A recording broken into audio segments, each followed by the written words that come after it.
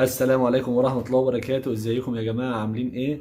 يا رب دايما تكونوا بخير، وربنا يرفع عنا الوباء والبلاء وعن سائر بلاد المسلمين، ويعدي المحنة اللي احنا فيها ديت على خير ان شاء الله. النهاردة بإذن الله هنعمل فيديو جديد في سلسلة ازاي تصلح نظارتك. كان في بعض المشتركين في الكومنتات كانوا بيسألوني النضارة دي هينفع تتصلح ولا لأ. في حد مثلا عايز يصلح الدراع، في حد عايز يصلح المخدة بتاعت النضارة. ف... وفي ناس قالت لي حاول تزود شوية من السلسلة دي عشان خاطر تستفادوا اكتر. فانا ان شاء الله في فيديو جديد ان شاء الله النهاردة هوريكم ازاي في مجموعة وتشكيلة من النضارات. فيلا بينا مع بعض نشوف الفيديو دوت. وقبل ما تتفرجوا على الفيديو يا ريت ما تنسوش تعملوا لايك للفيديو وسبسكرايب للقناة وتفعلوا زر الجرس عشان خاطر يوصلكم كل جديد في القناة بإذن الله. هنبدأ مع بعض الفيديو بالنوع ده من النضارات، النوع اللي هو البلاستيك. تمام. النوع البلاستيك دوت فيه خامات كتير منه. الخامة اللي في ايدي دي خامة نظيفة جدا، خامة قوية. تمام. لو مثلا اتكسرت من هنا من عند المفصلة، وده معظم الكسر بتاعها بيبقى من هنا من عند المفصلة، في مفصلتين راكبين في بعض هنا وهنا، واحدة في الوش هنا وواحدة في الدراع. لو دي اتكسرت او دي اتكسرت عادي بتتصلح. تمام. لو النضارة نفسها اتكسرت من الوش مثلا من هنا، وده بيبقى صعب لان النضارات ديت بتبقى خامتها قوية.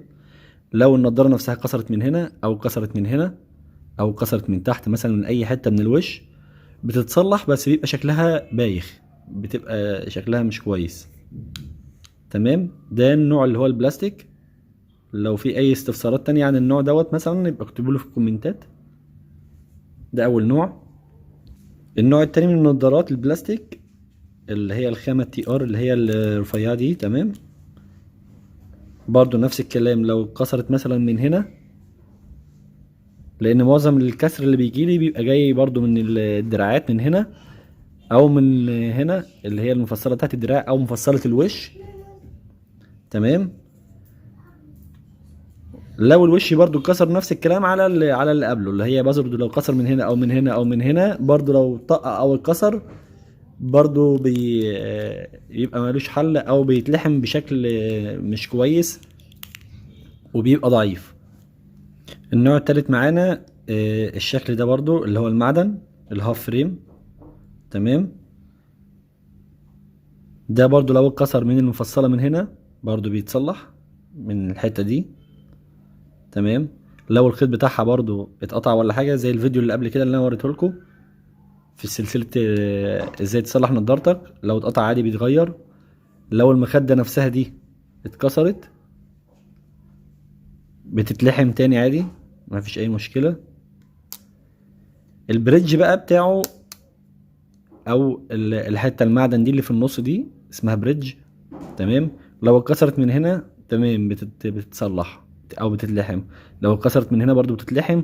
لو اتكسر من النص يا ريت بيتغير كله بقى، بتبقى البريدج كله بيتغير، لان لو اتلحم بيبقى ضعيف جدا وبيتكسر تاني فميبقاش ليها اي لازمة. ادي نوع تاني برضو من انواع النضارات المعدن. تمام. لو اتكسر برضو من هنا بيتلحم، من هنا بيتلحم، من هنا بيتلحم، من هنا بيتلحم، مفيش اي مشكلة. تمام. السوستة نفسها بقى بتاعت الدراع دي اللي انا بشاور لكم عليها دي اهي، دي كده لو اتكسرت ما فيش اي مشكله برضه، الدراع بيبقى في حته والشمبر نفسه بيبقى في حته تانية. لو اتكسرت عادي ما فيش اي مشكله، بتغير لها سوسته وبتشتغل تاني عادي. دي اسمها مكرونه، الحته اللي هي البلاستيك اللي في الاخر دي اسمها مكرونه. تمام. اللي هي الحته دي كده من اول هنا، من اول هنا لغايه اخر الدراع، دي حته بلاستيك بتبقى داخله وجواها معدن. دي بتتغير برضو عادي، لو باظت مفيش اي مشكله، بيتغيروا الاتنين مع بعض عشان يبقوا نفس الشكل.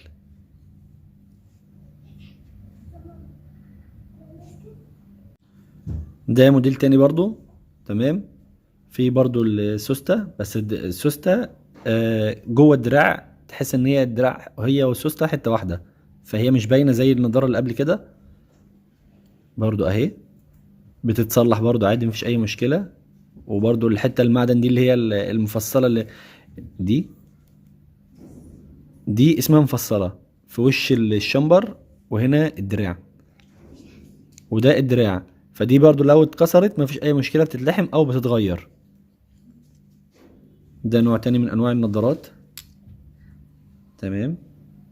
المخدات برضو دي لو مثلا باظت، اصفرت، وقعت، اتكسرت، مفيش اي مشكلة، بتتغير برضو.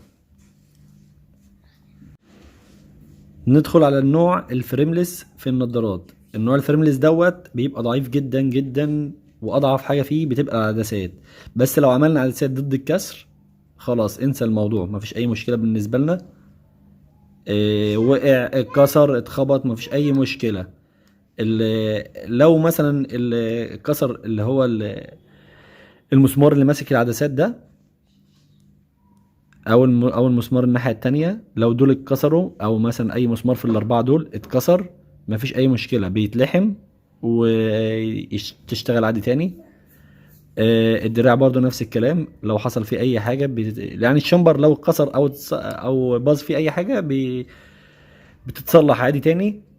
لكن معظم الكسر بيبقى في الفريملس، بيبقى في العدسات. فعشان كده انا بنصح بعدسات ضد الكسر. هي غالية شوية بس هتوفر عليك كتير جدا، لان كل يوم والتاني هتقعد تغير في عدسات، فهتلاقي نفسك بتدفع قد تمن العدسات ضد الكسر مرة او مرتين تاني. فالافضل عدسات ضد الكسر وتريح دماغك في الفريملس. النوع الفريملس اللي فات اسمه فريملس بمسمار. الفريملس ده فريملس كليبس. تمام اهو. ده اسمه كليبس. ده قطعتين معدن بيبقوا هنا.